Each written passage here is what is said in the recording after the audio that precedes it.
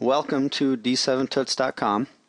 In this tutorial we're going to show you how to use phpMyAdmin to modify your page blocks. And the reason we want to do this is due to Dolphin's issue with using Page Builder. It will strip out key details from your HTML code. So this is our way around it to make sure we can inject Flash objects, Google Ads, anything that would use custom JavaScript that might get stripped out. But to start with, we're going to open up your Dolphin website administration panel. You can see here we're already sitting in our dashboard. What we want to browse into is our page builders. And we'll go to Pages Blocks. Now, under the drop down, select which page you want to add this custom block to. And in this demonstration, we'll just go with the home page. And you should see it will automatically browse to this page. If it doesn't, go ahead and click the Go button. But once we're within here, scroll all the way down to the Samples tab, and you'll see there's an HTML block. We want to just go ahead and drag that up to the page column that we want it to sit on. And sometimes it takes a minute for your browser to process the changes, but if it shows up right away, go ahead and click on the HTML block, and we're going to modify the properties. Now for the caption language key, we want to follow Dolphin's language context here. So I'll go ahead and underscore it, and we want this one to be our Google Ads block. So this is just our language key. We're going to label it something else, but I'll show you that in just a minute here. Now just to make sure the block shows up, I'm going to put Google Ads just as simple text, and I'll go ahead and save it. And you know what, we'll take this and go ahead and copy your language key that you created for ease of use. But save your block. You'll see it shows up under the what used to be HTML block. Now we're going to go ahead and browse into Settings and click on Language Settings. Now scroll down to Manage Keys, and we're going to add this key in here. For the key name, we're going to input the label of our block, and I want to call this Sponsored Link as the actual label here. Go ahead and save that, and that's all we need to do to set up the language keys. And this helps. In my situation, it's probably not relevant because English is my only language. But for sites that would be multilingual, it's very helpful to have that language key in there, and you can change it per language. Just kind of an ease of use thing. But we'll go ahead and browse to our site home now.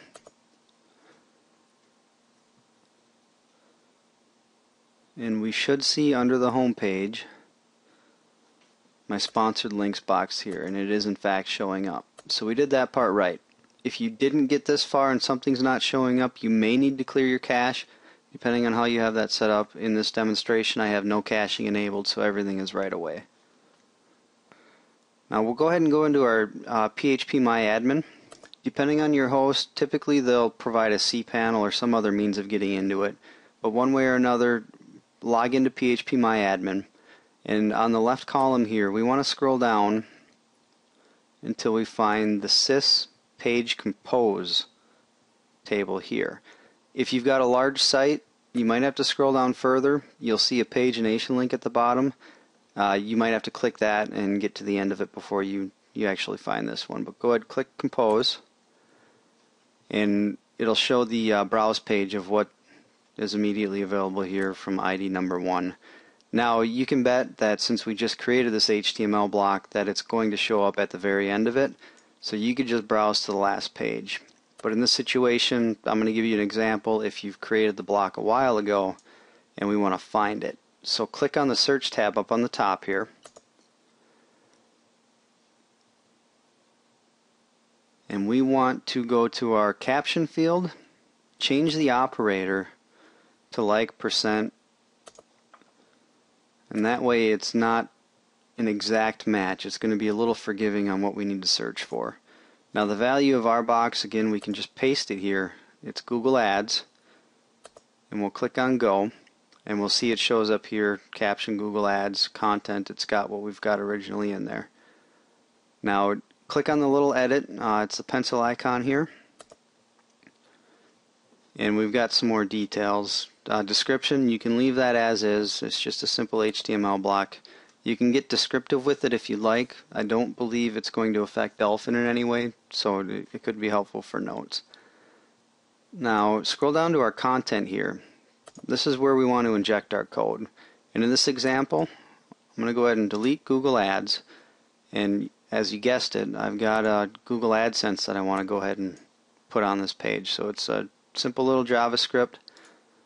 I'm going to copy that code. Scroll back to our content and paste it here.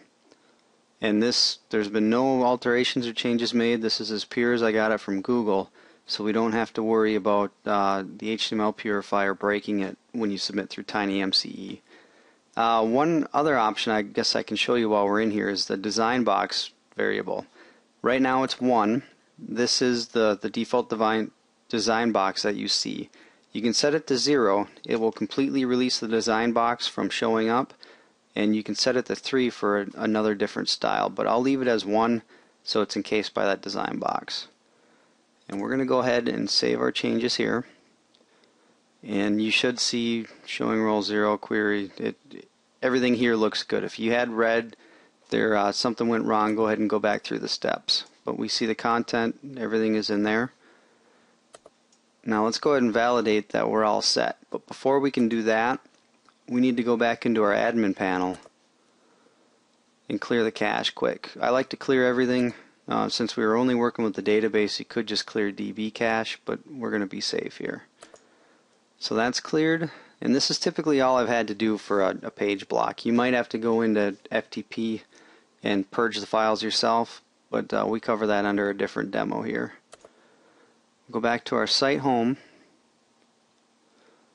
and we'll now see in our sponsored link section we do in fact have the Google Ads showing up, so the JavaScript is processing correct. If you were to do this through the HTML, the TinyMCE in the admin panel, you're going to find that it could show the code. It might break it. You'll see a series of slashes that it adds in there, C data tags. It really gets messy when you try to do custom code through the HTML block builder. So this is the best way to do it. If you got any questions, post up as a comment, or just take another review through the steps. They're relatively simple.